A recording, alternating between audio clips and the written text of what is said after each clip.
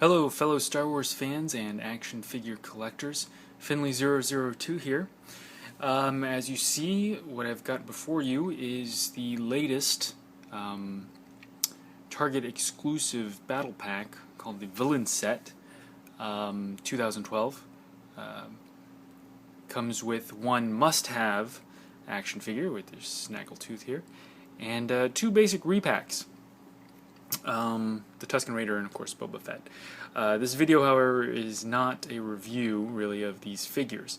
I'm sure you can find really extensive and much better figure reviews on YouTube, so I won't even get into reviewing these figures. But what I will do is get into basically a slight customization, I guess, of my Boba Fett. Now, I'm not a big customizer of action figures, but I've seen stuff done on the internet, and it's just fascinating stuff what those guys can do. But you know, this Boba Fett action figure, which is considered the definitive mold to this date, anyways. This is the I guess started off as the Evolutions Boba Fett, and then they've just been using this mold ever since 2008, I think. Even though it is, like I said, widely considered the definitive action figure of Boba Fett to this day, for now, there were some major complaints about this figure. One, of course, being the helmet, another being this cape, but mainly the helmet. The fact that it was a removable helmet, a lot of people complained about.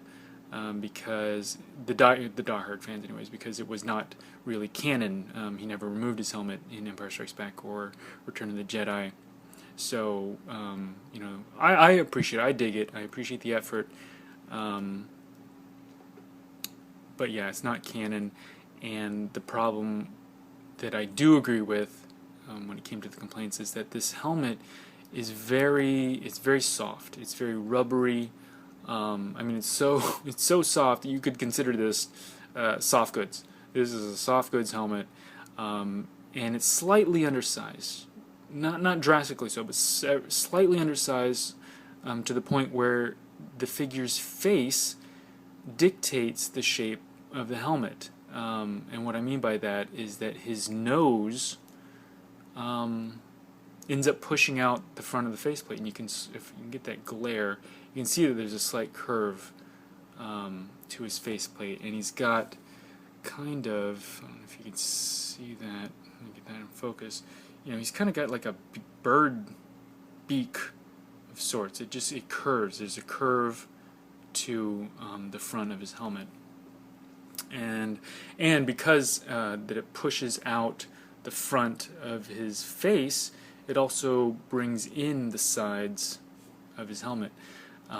Before I got this action figure, the one that I had, I think this is the original trilogy collection, or the 30th anniversary, I don't know, but this is the one I had before, and to me this was, you know, the perfect Boba Fett, mainly because the helmet, to me, looked great as far as its shape and profile, and also due to the fact that this guy has a rangefinder that's posable. That I thought that was fantastic.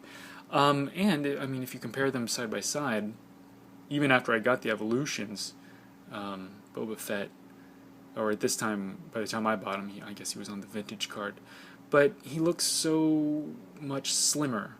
You know, he just looks not scrawny really, but just, I don't know. I mean, this guy looks beefy.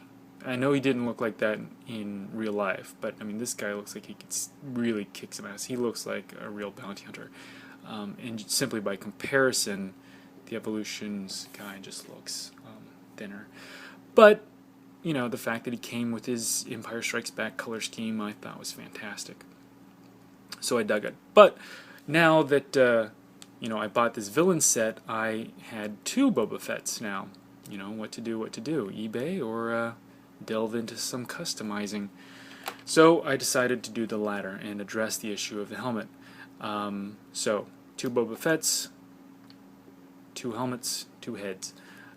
So what I did was, considering that it was the face that was the problem. I just took a straight razor and I just cut off his face. That's what I did. I hacked it up, just right off with the face. I kept the chin, but just got rid of his brow and his nose and his lips, and then I super glued that right back into the helmet. And then what I ended up with was this helmet. And like I said, I kept the chin, so if you look under his helmet, it's like, ooh, he's got a head under there, he's got a face, I wonder what he looks like. He's so mysterious. But as you can see, I believe it's a drastic improvement on his silhouette. If you hold it back up to the 30th anniversary figure, I mean, they sort of share the same helmet silhouette. It's a much improved angle. A lot of customizers who are really into the real details might agree with me that it's probably not perfect, but it is closer to being more screen accurate this time around. Whereas this fella here has actually, I'm going to put him on my. This is the one I got in the villains pack, and now he's just relegated to parts. He will be donating parts to the cause from here on end, mainly joints. You'll notice he's missing some arms, and I mentioned customizing, and I did some customizing of my own to this Tusken Raider. Hint, hint, arms. Anyways, I'm going to save this guy for another video. I won't waste your time here. But anyways, if you look at the heads side by side, get a better look at them. The original one is much narrower, so I actually prefer, patting myself on the back. And, yeah, I like this guy better. I think it's a huge improvement, and it's canon because you can't remove his helmet. Haha. But that's not where I stopped. I also continued to customize a little bit more with this guy. I also have with me this Boba Fett, which when I started picking up these action figures, I wanted to just stick with the original trilogy, but I saw Django here on the pegs, and I just couldn't resist. He's one of very few prequel trilogy figures that I have. But when I opened him up, one of the things that I just fell in love with was his gimmick, where he has a rocket-firing backpack. I just thought that was so cool, and since I liked that so much, and I was in the mood of customizing, I decided to try and do the same with my new Boba Fett. So basically, what I came up with was the same thing. It doesn't really give you much to work with because it's very, very narrow, his backpack, much more so than the rocket they gave Django. But I tried my best, and I clipped off the rocket, and I just basically attached a clear piece of plastic. And I don't know if you can see that that's translucent. Well, maybe not, but it is. It's slightly translucent, and I just used some markers to get the color scheme going from. Let me get that in focus there. From yellow to orange to give it that illusion of a firing rocket, and that just fits right in there. And now I have my very own rocket firing Boba Fett, rocket firing backpack. And that's about it. I mean, this is, again, this isn't going to extremes as far as customizing goes. There are far more extensive customized Boba Fetts out there, but this I think would rank on as a level 2. Slight use of an X-Acto knife and some super glue, and you too at home can do the same, assuming that you get this villain set from Target, and now you have 2 Boba Fetts. You have one to play around with, so to speak. Anyways, that's it, you guys. I'm going to make another video coming up talking about what I did with my Tusken Raider. But for now, that's it. Thanks for watching, you guys, and may the Force be with you. Bye.